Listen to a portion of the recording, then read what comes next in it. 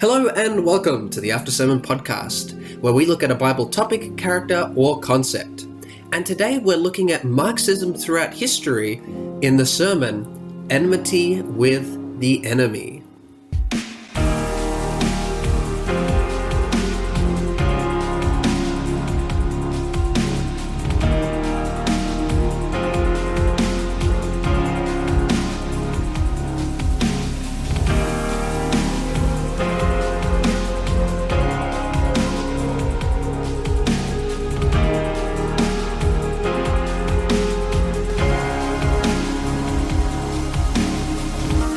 Welcome to the After Sermon podcast, and we have a very special guest with us today.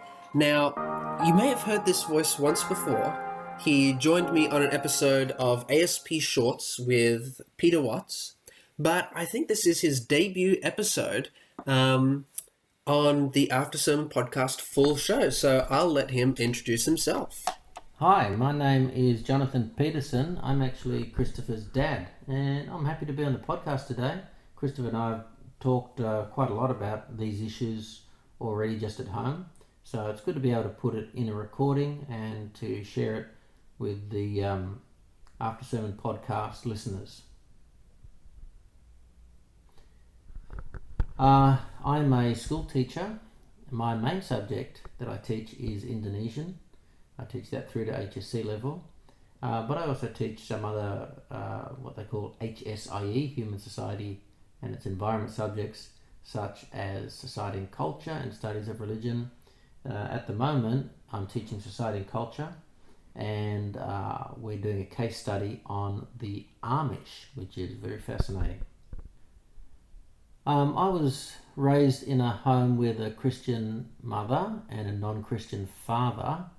My mother was raised in the Methodist Church, and she had devout Christian parents. They're my grandparents, who took her to church every week, and they were very faithful members of the church, actively involved in the church. When my mum grew up, however, she married a non-Christian, and my dad, who was from Denmark, they met on a boat on the way to Europe. So I was raised in a home with a Christian mum and a non-Christian dad. And, well, how does that work out? Well, Mum would take us to church each week. I had 3 brothers, me, 2 older ones and a younger one, and Dad would stay at home. But then, when my oldest brother got to his teenage years, he thought it's probably going to be more fun to stay at home with Dad than go to church with Mum. So that's what he did. And then a few years later, the next brother thought the same thing. The world's more fun than God. I'll just stay home instead of going to church. And so he turned away from God and followed the world. And my younger brother did the same thing in his teenage years. It's very sad to see teenagers attracted to the world and the pleasures of the world, and they see God as a God of rules who's going to take away all their fun. And I think you'll find this fits in to the message that we're going to be sharing today about Marxism and the philosophy of Satan, offering everything that's fun because God is the one who has all the rules and wants to restrict our freedom. And he's a dictator. He just tells us what to do, and he doesn't want us to have happiness. Well, that's the lie that my brothers swallowed and went full on, headlong into the culture of the world. With me, I never did want to follow the world. I always believed in God and wanted to follow him. And even though my father was not a Christian, my grandfather was, and he only lived 2 doors up the road from me. So spiritually, he was more of my mentor. Well, he was my mentor, whereas my father could never have been my spiritual mentor because he had no spiritual life or understanding of his own. So I looked up to my grandfather for that. And at 16, I made a personal commitment to Christ. And then in my early 20s, we moved up to Coffs Harbour. My wife and I were just married for 6 months. We'd been married 6 months. I moved up to here for this job that I've got, and I've been working here my 25th year working at school in this job. And we attended a an archaeological seminar run by the Seventh-day Adventist Church, followed by a prophecy seminar run by the Seventh-day Adventist Church. And after about a year of studying, we decided to join the Seventh-day Adventist Church. Now, it's interesting that a decision that I made has had a big impact on your life. So moving to Coffs Harbour was the catalyst really for joining the Seventh-day Adventist Church, because if I'd stayed in Sydney, most likely I would have just attended my family church that I'd always been to. But coming up here, I was willing to try something new and look at something different.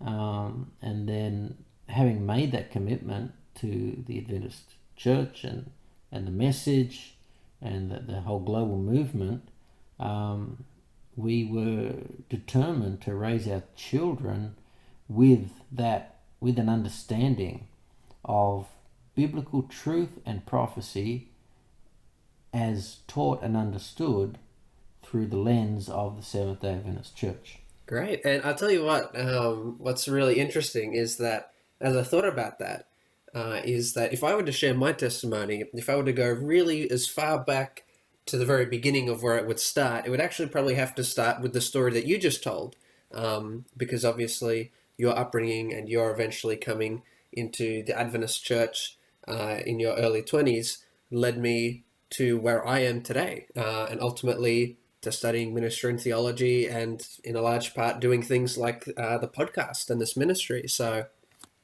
listeners, you've just learned a lot about me as well by proxy of my dad. So yeah. We're going to get into our main topic of the day, and I think we'll just kind of quickly go through the recap because we have a lot of really interesting content to get through, and we're short on time. So the sermon Enmity with the Enemy essentially looks at the fact that in the spiritual battle that we are currently engaged in, there are two sides. There's God's side and Satan's. And on God's sides, you have Christians who are trying to save lost souls. But these lost souls are not on Satan's side. They are the people that both sides are fighting for. They're fighting for the souls of these people. And Satan uses all sorts of tricks and tactics to get us to distract us from our mission of saving those lost souls. And one of the tools that he uses at his disposal is to make us believe that he is not truly the enemy, but that other human beings are our enemies. And this is turned up in various forms of tribalism throughout history. And the one that we see most frequently implemented in our world today is that of Marxism. And Marxism is the belief that society is defined by struggles between two classes, the victim and the oppressor, or the oppressor and the oppressed. And he says that the only way to restore balance to society is for the oppressed and the victims to overthrow the oppressors, whether it be through non-violence or, as he recommends, through violence and war and bloodshed. And we've seen this throughout history. And we've also see it today in the fact that people are constantly putting other people into categories, whether it's black or white, men or women, heterosexual or homosexual. We've come up with all these different categories to try and label people as either victims or oppressors. And this is why we see our world so divided today, because we're constantly fighting with one another. And even people within the Christian church can fall into this trap, fighting for one side or the other. And so what we see in reality is that Jesus, through his death and resurrection, he breaks down the dividing wall of separation between races. He makes it so that there's no distinctions or barriers between us. And in fact, there never really was. He breaks down the lie that we have set up for ourselves.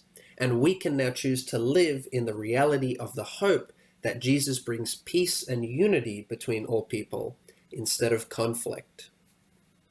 Now, as I was preparing this sermon, I really wanted to look at how we even got to the stage where Marxism was a reality, but it wasn't essential to the main core of the message, but I still think it is vitally important to discuss. And so that's what we're going to be looking at in the first part of our podcast.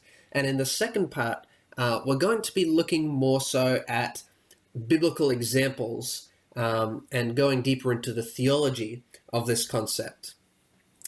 But this history really is vital to understanding how to do Christian mission in the world today. So I think you'll find it fascinating as we go through this journey.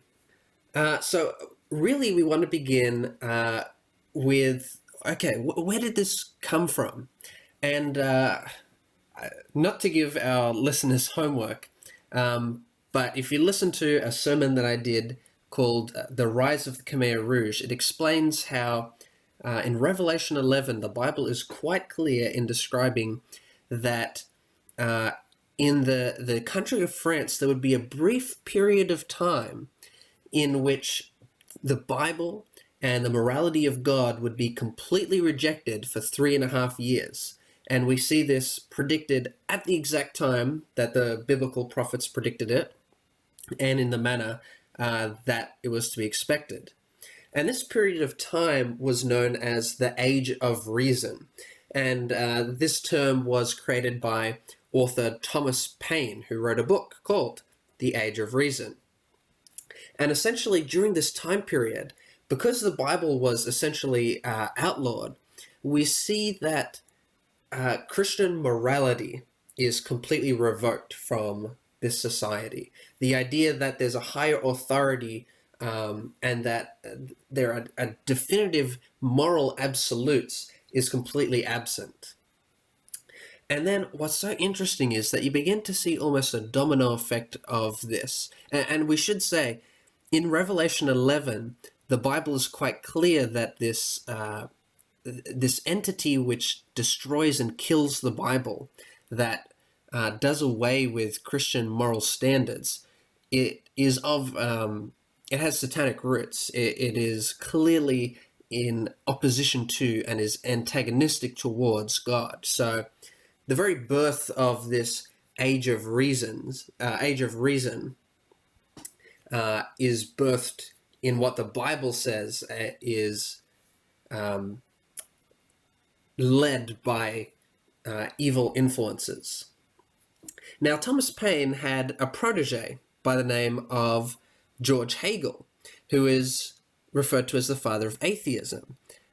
He made atheism very prominent in Western society, and again, he promotes the idea that there's no higher authority or accountability to be called towards. Now, Hegel has a protege by the name of Charles Darwin, which of course we're all familiar with. He's the father of Darwinian evolution. Now, what do you think is if someone believes or ascribes to Darwinian evolution, what does that inevitably say about humanity as a race? Basically, it's humanity's attempt, I think, to reject God.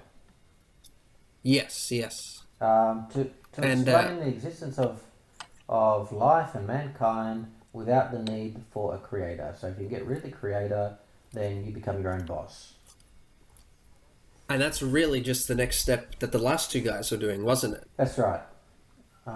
So you become your own boss. This is from a biological perspective, but then you take that to then a political perspective, and individuals and governments are not accountable to a higher supernatural authority. That then gives them the right to make their own rules, own laws, and their own systems of living. Yeah. And inevitably as well, when you believe in this, you have to get rid of the notion that human beings are intentionally created by God, and that human beings were made in God's image, and therefore life is sacred, that life has value. And as we'll see, that's one of the steps towards Marxism as well. And it plays a critical role in a lot of our politics today.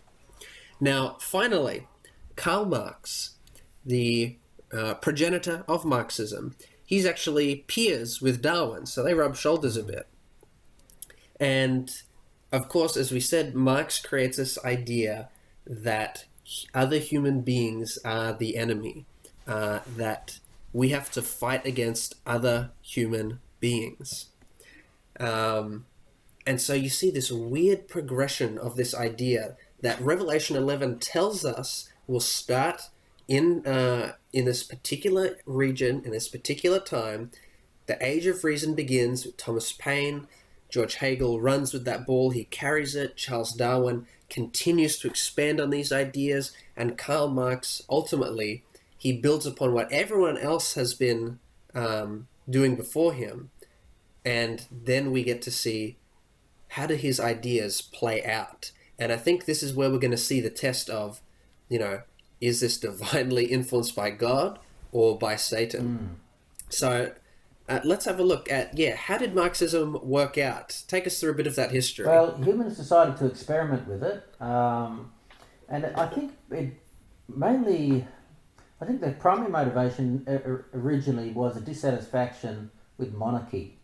And Yes. monarchy is, it's a pretty dumb system where power and authority is handed down according to a bloodline.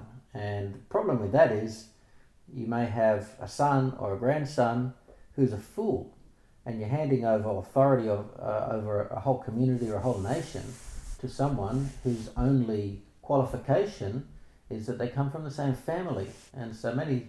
In most countries, the monarchy was corrupt, inefficient, abusive, oppressive. It was a really bad system. So there was actually good motivation to try something new.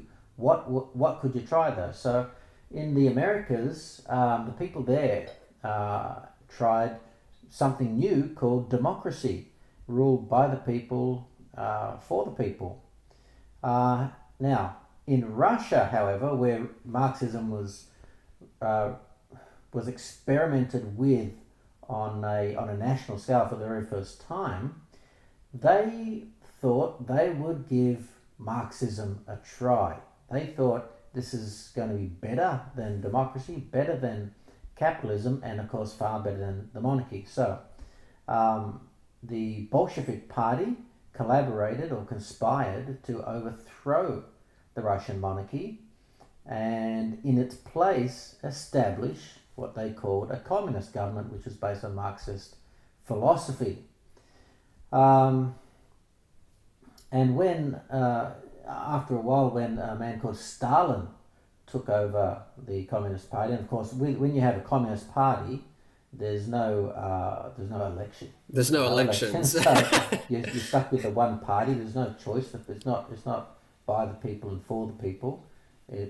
And Stalin got that position through some very sketchy means. That's right. After Lenin was the first leader of the party, and when Lenin died, Stalin did some very shifty things, some very immoral things to get that position of power for himself. Yeah, and that seems to be very common in communist governments. Now, also, what you find with communist governments is, just as they like to see things in very simplistic terms. So just as they see a society divided into oppressor and oppressed, this is a very simplistic way of looking at things. And so they have these radical ideas which they believe are the solution to their problems, to their ailments, and then they try to implement them on a large scale without really thinking of the consequences. An example is to industrialize the country by bringing a whole lot of farmers into the cities, and that would bring the Soviet Union, or the Soviet Union, into a golden age of industrialization and prosperity. And of course, what happens when you bring the farmers into the cities? You get a shortage of food. So it led to a famine, which resulted in approximately 5 million people dying of starvation. So, yeah, really cool idea. Not a great plan. No, but once again, it's very simplistic, and that's the way they tend to look at everything in society. It's very simplistic, and I think we need to remember that as we continue the conversation. They tend to see things in black and white, this or that, oppressor, oppressed, industrialized, rural, And another reason for these famines was that the farmers who were farming, uh, they had all of their crops seized by the Yeah, state. They had enforcers come around, bully people, and say, "Give us your crops. They belong to the state. We'll divide them yeah. up." And so these farmers actually never got to see. They never got to reap the benefit of their own work. It would go out, it would be collected, and they'd never see that food again. And that's why so many people were starving. So that disincentivizes production, because if you can't get paid for increased production, you're just going to reduce production. There's no reward in the extra work. Now, another very typical thing, which is symptomatic of communist governments, is dictatorial leadership. This tends to be the norm for communist governments. So Stalin was a dictator, and what happens when you have a dictator is they're always worried, they're always fearful about people that they can't trust. And what they tend to do when they're fearful of people close to them who perhaps they don't trust is they kill them. So you get rid of those who you're suspicious of, who you think might not be on your side, you imprison them or you kill them. And very diplomatic, but this is how you stay in power. Now, as a result of that, over 1.2 million were killed in Russia, and a whole lot of others were just sent away into remote areas called gulags, where they were forced into slave labour, and many of them died in those conditions. And altogether, it's estimated that he was responsible for the deaths of about 20 million people during his time as dictator. Now, I always find it so hard to really be truly impacted by statistics because, they just look like numbers. But what's the population of Australia at the moment? 25 million. Oh my goodness. And he killed 20 million. So he almost killed the entirety of Australia's population in just a few years. So, okay, well, that wasn't the best first try of Marxism. Perhaps it can be done better by the round two. Let's see what the Chinese have to offer. Now, Mao Zedong, he's the famous name when it comes to trying out communism in Russia. And he has the same goal. He wants to make China the world's greatest country. Not only that, he wants China to have the world's greatest harvest in human history. So he kind of does something a little bit opposite to Stalin. He doesn't move all the farmers into the city. Instead, he gets all the city people and he moves them into the country. And he moves them into basically communes where everyone's living together and sharing the exact same space. Now, all property, agricultural equipment, livestock, food, it all belongs to the state. And just like with Russia, anything that the farmers grew, it was seized from the farmers and given to the state to distribute. And of course, this absolutely failed. It resulted in another famine, and get this is the world's worst famine in human history. And what's so incredible is it wasn't a famine caused by lack of rain. The soil, the land is just rubbish. It's not producing any good harvest. Not because some locusts came and ate your harvest. Not because it got burnt down. It wasn't anything to do with nature. It was a human devised and enabled famine. And it happens to be the worst famine in history. It killed 45 million people. And resulted once again from a very simplistic way of looking at things and suggesting a simplistic solution. Very little thought goes into it. There's a lack of complexity and sophistication in the thinking. And this simplistic idea is just imposed on people without them having any choice in the matter. Yeah. And really, honestly, these are all the same pitfalls that everyone falls into. All of these governments fall into the same traps. And so we're going to list just quickly a few more examples, and we're not going to go into detail with many more because honestly, a lot of them are just the same. The same people get into power, they make the same mistakes as everyone else, and lots of people die. So, yeah, let's quickly list off a few more examples just to give do due diligence and demonstrate that, yeah, this really does not Yeah, work. look, it's basically the same pattern time and time again. So, you think people would learn their lesson, but every time communism is implemented, we have state control, forced labour, starvation, poverty, death, and persecution of anyone who expresses a dissatisfaction with what's going on. One example, Pol Pot in Cambodia, leader of the Khmer Rouge, responsible for 2 million deaths. Cambodia has never recovered from that, and it's now considered the prostitution capital of the world. You've got the People's Socialist Republic of Albania, very proudly declaring itself the first atheistic country. Okay. Which is a very interesting tie back to Marxism's roots, isn't it? There's a close connection there. Marxism Very clear is based on correlation. atheism, which stems, of course, which is supported, scientifically so called, by evolution. So in Albania we have the same thing, killing of a lot of people in order to stay in power over a 40-year period. You got the Socialist Republic of Romania, once again tens of thousands, possibly hundreds of thousands killed, maybe up to 300,000 from 1945 onwards, as part of agricultural collectivization. And then of course we're all familiar with North Korea, which is still a communist state, and it became communist, adopted communism in 1948. It's killed possibly up to 3 million of its citizens. 2.5 million died during a famine, and still continues to oppress and persecute its own people.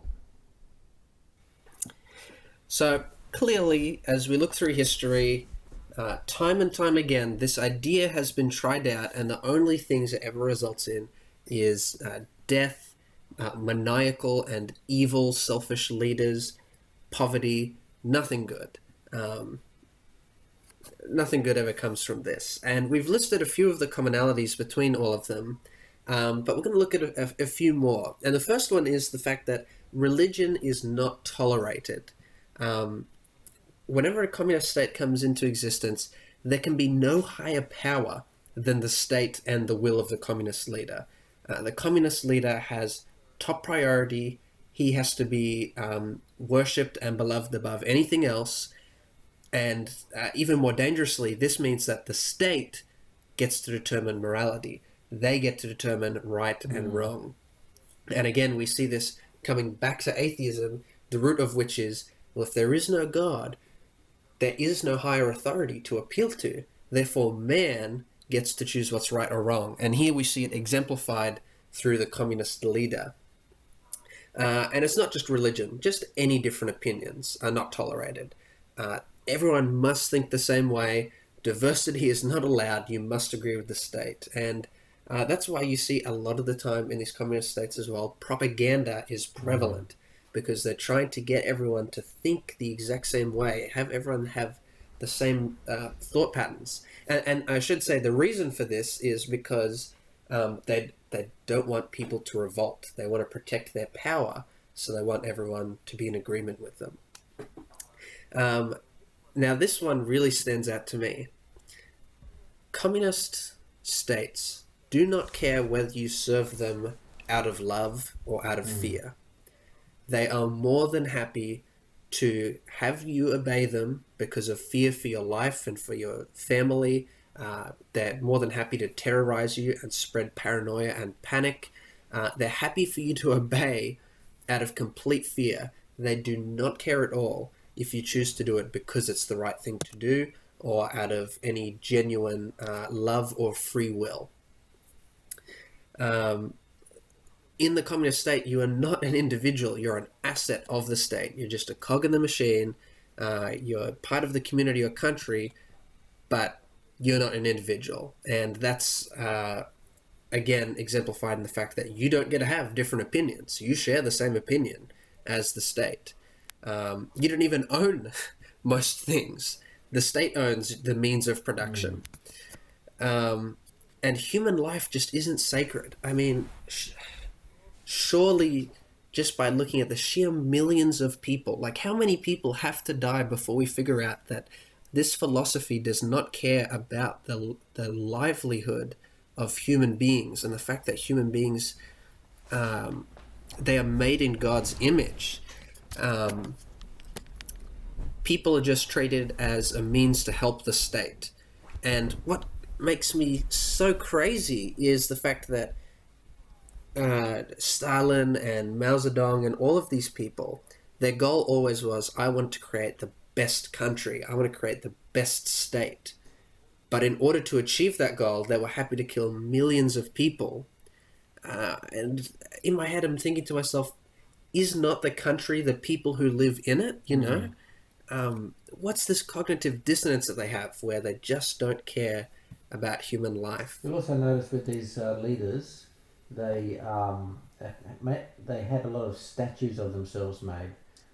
You know, Yes, so yeah. very prideful, and they simply used. It appears that they used communism as a way for self-exaltation and even self-worship. Yeah, I mean, even in China today, you know, there are pictures of Mao Zedong in rooms everywhere, and all the propaganda, Stalin, like one of the funniest posters is, you know, Stalin with a little kid over his shoulder laughing and playing, and I'm like, oh my goodness. Yeah. They're narcissists. Yeah, they are, and that's why a lot of the time they create cults of personality around And a themselves. narcissist doesn't have concern for other people, and they're willing to see. They're quite happy for other people to suffer for the sake of their own advancement. Yes, yeah. Only the life of the leader is important in these Cult of narcissism. governments. Yeah. So, okay. All of these traits are very unflattering to this opinion, but where do we actually see this reflected elsewhere, particularly in the Bible? Well, these are actually all the very same characteristics that we see in Satan's government. Dictatorship is the way in which Satan rules, and we can see this in Revelation 13. So if we turn to Revelation 13 and we start at verse 3, it says, one of the heads of the beast seemed to have had a fatal wound, but the fatal wound had been healed. Now this beast is a representative of Satan's kingdom on earth. The whole world was filled with wonder and followed the beast. People worshipped the dragon. That the dragon here represents Satan, because he had given authority to the beast. And they also worshipped the beast and asked, who is like the beast? Who can wage war against it? So here we find this emphasis on power and worship. There's an absolute obsession with having power over kingdoms, power over people, and then being worshipped by those people. And verse 5 says, the beast was given a mouth to utter proud words and blasphemies, and to exercise its authority for 42 months. It opened its mouth to blaspheme God. And here, this is the atheistic power. They hate God. They persecute believers. They say that God doesn't exist. To blaspheme God and to slander his name and his dwelling place and those who live in heaven, it was given power to wage war against God's holy people and to conquer them. And it was given authority over every tribe, people, language, and nation. So here we have this dictatorial power, this desire to control all people, and in particular attacking and oppressing God's people. And what we find every time that there is a communist government established, they target people of faith, because people of faith claim to have a higher authority than the state, and that cannot be tolerated. Verse 8, all inhabitants of the earth will worship the beast, all whose names have not been written in the Lamb's book of life, the Lamb who was slain from the creation of the world. Then if we go over to verse 15, it says, the second beast was given power to give breath to the image of the first beast. So this is another power, another kingdom in this world. So And interestingly, it says there's an image made of the beast. Yes. And as you were just talking about before, everyone likes to make big statues and big paintings of themselves. It's all about me, the cult of personality, worship me. So even this beast erects an image of himself to be worshipped. That's right, and it actually reminds us of the image that King Nebuchadnezzar built of himself to be worshipped. And you can take it right back to the Egyptians as well. That you can still see today the big stone carvings of the Egyptian pharaohs. This desire to have power and to be like God, self-exaltation to the point of worship, and we know that only God is worthy of worship. But perverted humans who have been poisoned with Satan's philosophy desire what Satan desires, and that is godlike status. I'll keep reading from verses 15 to 17. Halfway through verse 15 it says, so that the image could speak and cause all who refuse to worship the image to be killed. That's the exact same thing that we've just described that happens in communist states. Are you on the side of the communists? Yes, you're okay. No, imprisonment or death. That's how the communists work. Verse 16.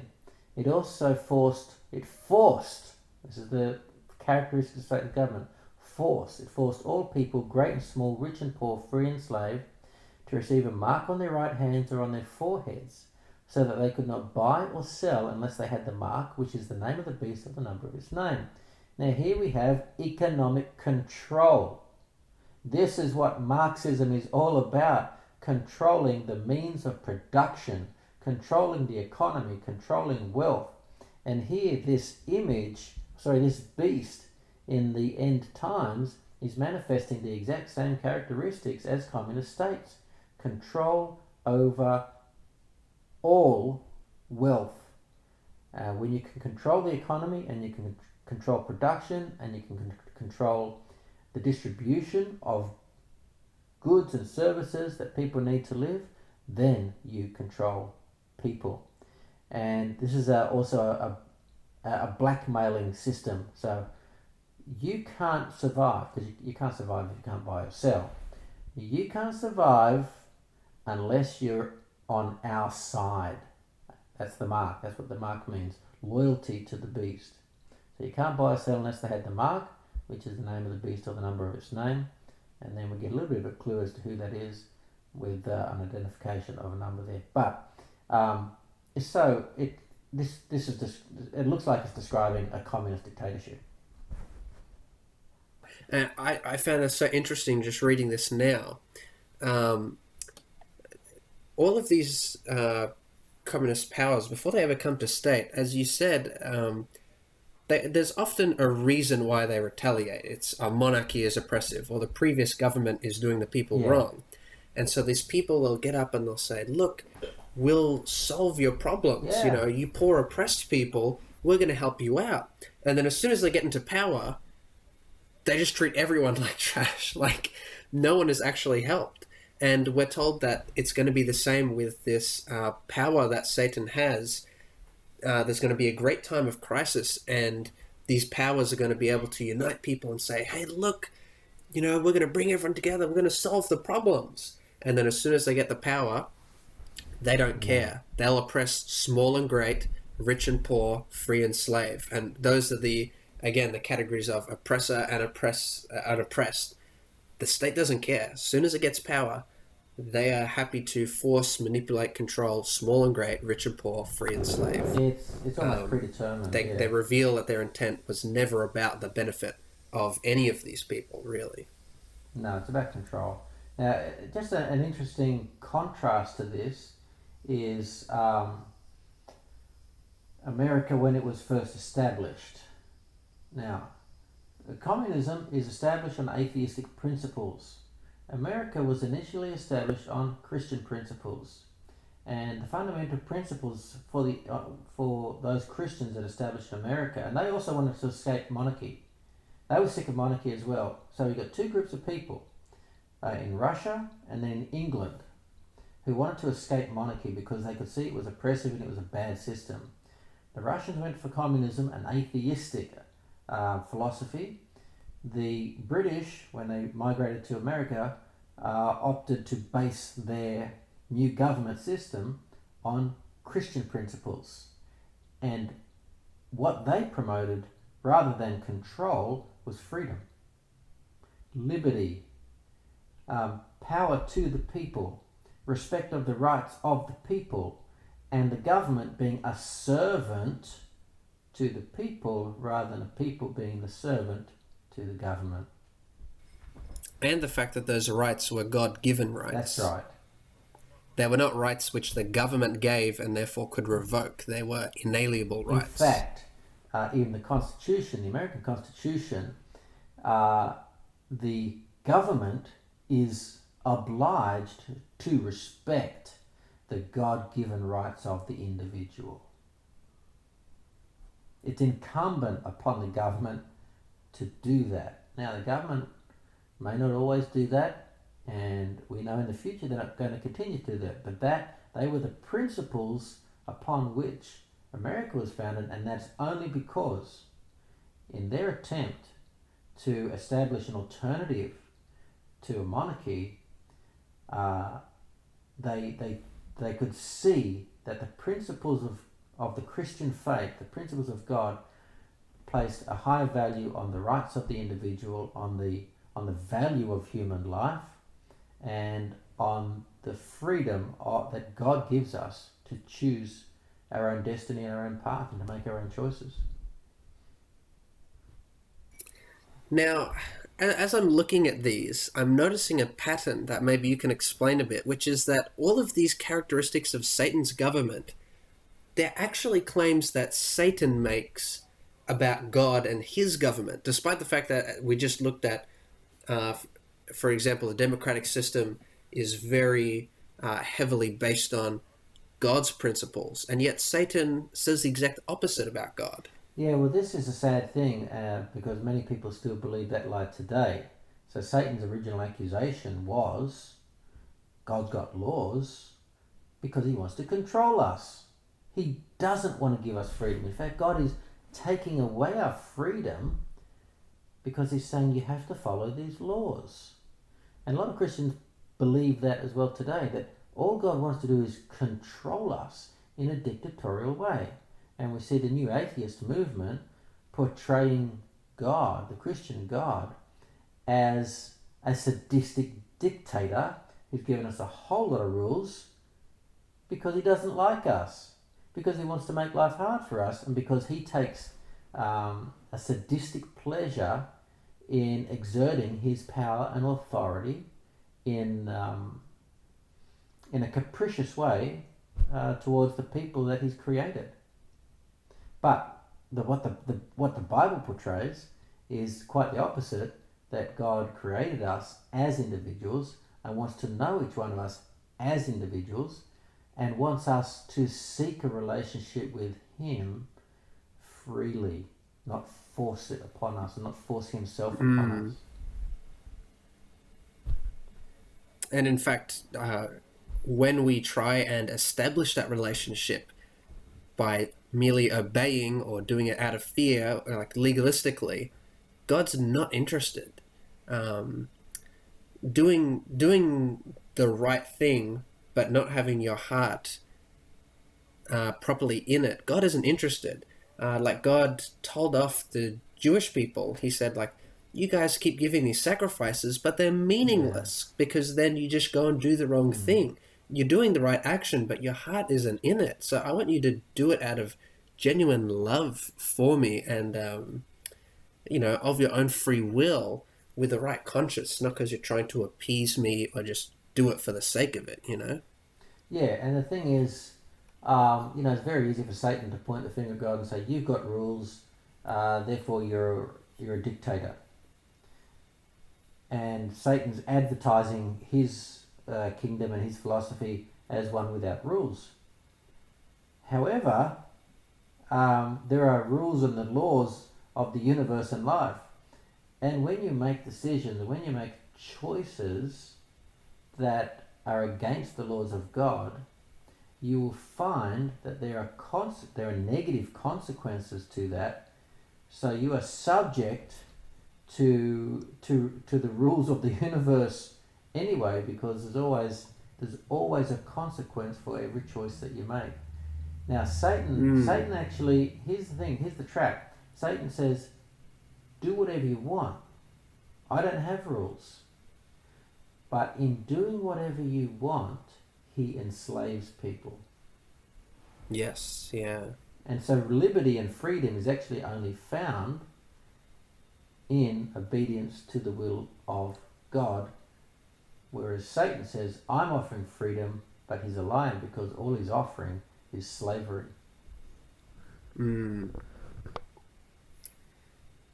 Yeah. Well, we've looked at now Marxism throughout history. So, okay, where does it, how does this become relevant to our day and age? Where are we seeing this? And because we're going to be talking about where this very toxic, and as we've clearly seen, this idea which is rooted in the government of Satan, it can be a bit touchy, because this is where it hits home for us. It's easy to talk about the evils of the past, but talking about it today can be tricky. And so for our listeners at home, we have a lot of preconceived notions and presuppositions when we come into this topic in our own day and age. So I just hope that you have an open mind based on what we've been looking at so far. Because unfortunately, Marxism did not just stay within these countries that we've talked about. Marxism, the ideology, was imported to America, and it unfortunately found its roots in a very popular movement at the time, that movement being feminism. You can't say that. Now, I know, I burned me at the stake. And that's why I said again, it's a very touchy subject, but hear us out, because it's just so clear that this is the next step in what we've been seeing. Because prior to this, your first and second waves of feminism, they were predominantly focused on a movement for women's rights. And in fact, they fought for many good things, such as getting the vote. It was a relatively solid movement. But Marxism comes and completely corrupts it. And this is why I don't even think people should be offended by this, because to me, the feminism that we see today is a warped, distorted version of what it was. Marxism completely corrupted it. Marxism came about into feminism in around about the 50s and 60s, and it really infiltrated the academia in America. And these predominantly women authors, they began to view the world, their American society, through the lens of Marxism. And what is Marxism? It's this black and white world, as you said, where there's an oppressor and oppressed. There's a victim and there's someone oppressing that victim. And as they looked in their society, they could see that there were indeed some inequalities that women faced. But then their next step in their thought process was, aha, this is the power struggle that Marx was thinking about. Men are an oppressor class and women are oppressed. And of course, life is just not that simple. You have so many different factors in life that some women are better off than men, some men are better off than women. Men and women have different struggles that they go through. It's really, it's apples and oranges. And it really shouldn't be a competition as to who is more oppressed. And yet that's what this new brand of feminism began to be. In what ways can you claim that you are oppressed and a victim? And in fact, there was a historical precedent for this. And listen to how scary this is. So, Engels.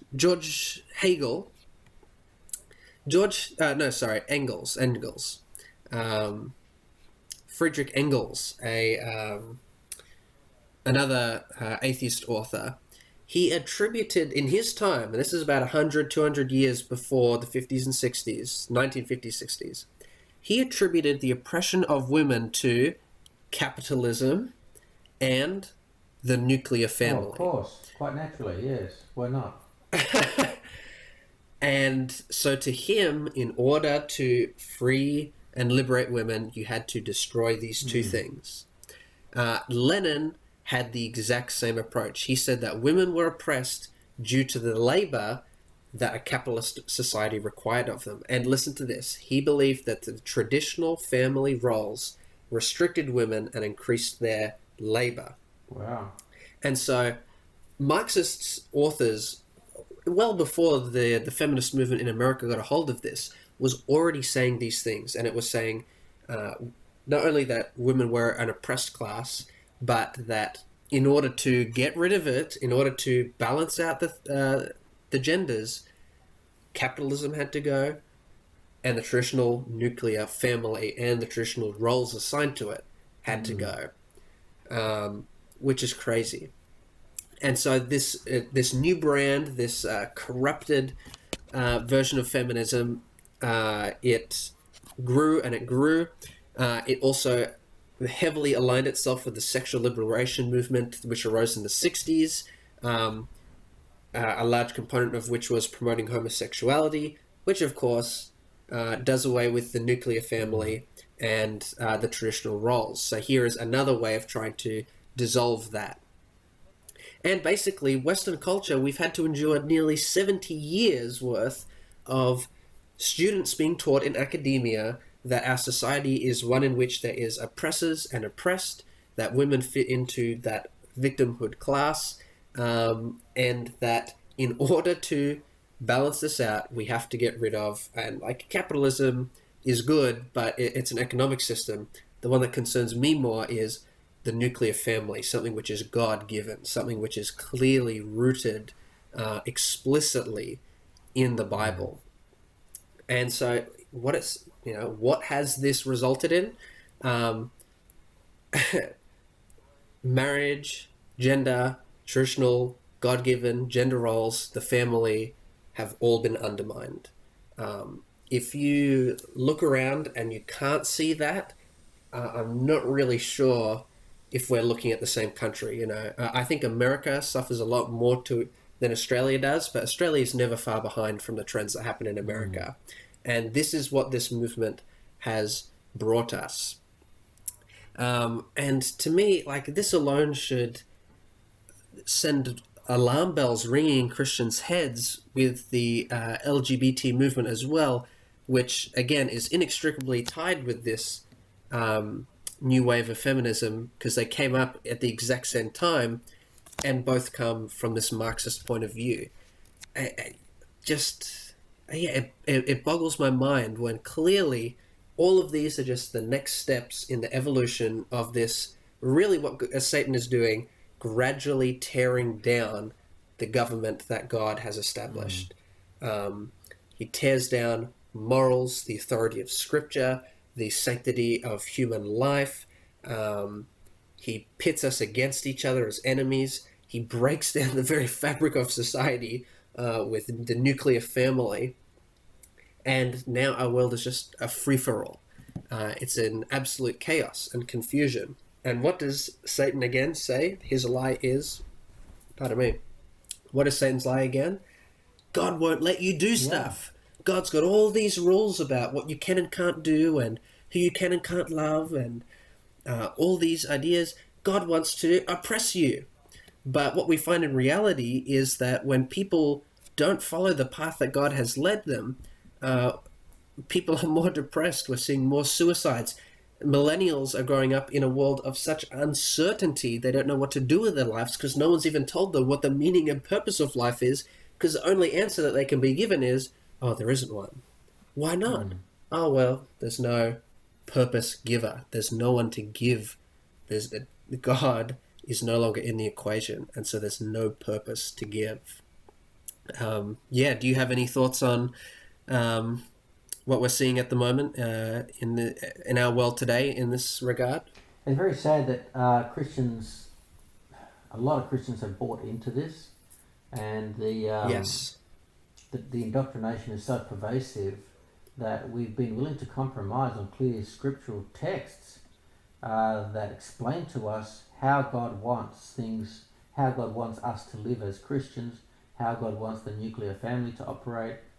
Um, but we, too many Christians have, signed up to what they don't realize are feminist doctrines, which are in fact Marxist, which are in fact satanic.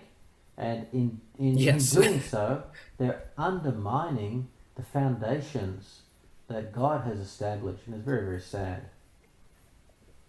And I've never quite understood. I've never really believed that Christians need the ideology of feminism, because feminism, even before Marxism corrupted it, it never really had a good reason as to why women should be treated equally. Um, for the Christian, we say people are made in the image of God. They deserve respect and dignity, irregardless of their gender, ability, race, ethnicity, doesn't matter. Mm. Every person deserves that. And as it says in the Constitution, people are given inalienable rights. And so Christians have the best reason in the world to treat women fairly, because they are image bearers of God, and they're people that the God of the universe has died for so that they can be saved. Like, how much greater value can we put on human life than to say the very God of the universe died to save these people? Well, we've got to remember. Yeah, And go. and I was just going to say, as soon as you take God out of the equation, well, why should we treat people well and fairly?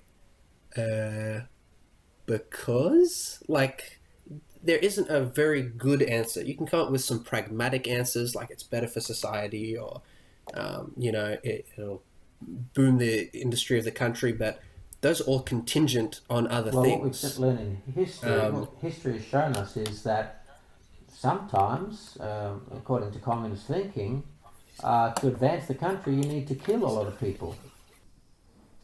That the feminists and the Marxists are very clever in using what I would call apparent logic to create their argument. But what they do is they misuse, or they redefine words to mean what they want them to mean. For example, when it says a woman in the Bible, a woman is to submit to her husband, they say submission equals slavery, equals oppression, and they redefine that to mean that a man will be oppressive and abusive to his wife. And of course, that's not the intention of the Bible. The other thing they do is this: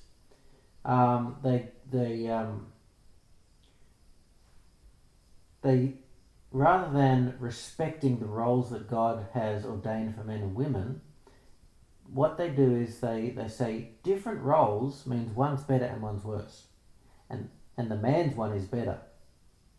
Now, that doesn't make any sense at all. They're simply different roles. Why isn't the woman one? Why don't they see the woman's role as better? So they place themselves as victims simply because God has given them a different role to the men, and they label the men as the oppressors. So because when it comes to Marxism, and this is how we identify Marxism, and this is why we can see it in feminism, it's always the oppressor and the oppressed, and that's how they see the world. And back to that word that you've got at the start here, the enemy. You've always got to have an enemy. So you're either on the side of the Marxist or on the side of the feminist, and if you're not, you are the enemy. And interestingly, yeah, it's the same. It's the same as the Marxist in that you have to agree with everything, and if you're not, they label you. You know, you're a bigot, you're a sexist, you're a homophobe, you're a racist. They just come up with whatever slur they can give to scare people into believing. And again, they don't care if you actually believe it or not. They don't care if your heart has actually been transformed and you actually believe what they're saying. They just want that blind obedience. They just want you to toe the line, do the right thing, and agree with what they say, and they're not afraid to use bullying and fear tactics. And force if need be. That's right, yeah. Um, so how about recap for us, looking at everything we've looked at today, what has Marxism brought us ultimately?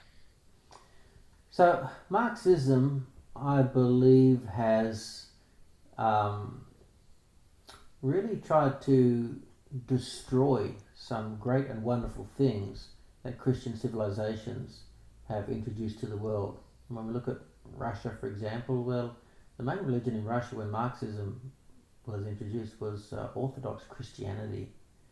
And so, at its very Hmm. heart, Marxism attempts to undermine everything good and everything godly. An example of that is the nuclear family, the respect for women, the roles, gender roles, marriage, freedom to choose, as expressed even in freedom of speech and democracy that we see in countries, in Christian-based countries. It's tried to undermine all that and break down the foundations of societies based on Christian principles. That's exactly it. And if you go step by step, go through the history, it becomes even more apparent that Satan really has been playing a long game here. Um, he's done this very methodically, and bit by bit, he's chipped away at the things which Christian society has provided for. No, sorry, that Christian morals have provided for society. Yeah, and I don't think Christians have been alert enough or awake enough to realize what's been going on, and so a lot of them have been duped, or they just haven't been prepared with biblical answers. So the lack of biblical literacy and biblical understanding has meant that they haven't had a solid enough defense to combat these ungodly arguments and philosophies. And that's why I hope that this podcast has been informative for our listeners, because I just think it is so crucial to understanding the world today so that we aren't deceived, we aren't duped into this, or we're caught unaware. And I'm pr I feel quite certain in that, just looking at briefly what we've looked at today, you can prove quite unequivocally that there is a direct correlation between the government of Satan and the government style that we see of communism and Marxism, Very clearly. um, and the government of God, which is about freedom and love and liberty, correlating with the um, the freedoms that we see in democratic countries. And make no mistake, listeners, although we've been talking a lot about history and politics, we're not really interested in fighting for a political system here. It's not the politics that are as important as the morals and the source of the government behind them. Um, Ultimately, what we're trying to do is shed some light on the spiritual realities about the things that we see in our world today, some of which um, is just ingrained in the politics that we see in the world. Especially because we read later that that second beast that enforces worship, it originally started off as a country that promoted liberty and freedom and was based on Christian morals, but eventually devolves into a government that aligns with Satan. So this isn't any statement of affiliation with any political entity, because as we can see prophetically, politicians, governments are going to let us down. Instead, we want to be rooted in what God says. We want to have God as the supreme authority in our lives, and we want to be following what He says above all else. And a big component of what God is saying is that don't view other human beings as your enemy. Do not have this black and white view of the world, which has only ever brought violence and death and destruction. Instead, the Christian should be viewing other lost souls as people to be won into the kingdom of God. People that are their mission field and their responsibility to reach out to. And all while doing so, we should distance ourselves as much as possible from these other ideologies which resemble in the slightest the government of Satan. We don't want to go anywhere near these things which promote coercion and force and violence. Uh, and so, yeah, I suppose the invitation to our listeners today is to live in the reality of the government of God and invite people into that government where God is perfect and loving and promotes freedom and your individuality, and in a government where God values you as an individual so much that he was willing to die on the cross and sacrifice himself for you. That is what we are inviting people into. And that is ultimately what we want people to experience, the saving grace of the gospel, and to enter into that loving relationship with their creator and their maker. Okay, well, that brings us to the conclusion of the first part, or perhaps our second part. I'm not sure. I might divide this one into three parts almost. We've got so much good content to cover. But thank you so much, Dad, for joining us here in the podcast and bringing your history knowledge, bringing that history teacher background into all of this. Right. I really love looking at the history and really getting in depth into the spiritual insights that we can see. Well, listeners, you know where to find me by now. You can find me on the Mighty Warrior Ministries website. I put up articles there. I just put up one on the coronavirus. So that's something that is on everyone's mind at the moment. So make sure to go check that out if you'd like a little bit of hope in what is some very troubling and uncertain times. And of course, you can find me here on the After Sermon podcast, serving as a regular host. With that said, we hope that you've been blessed by joining us today in our discussion. And until next time, have a good one and good night. Good night.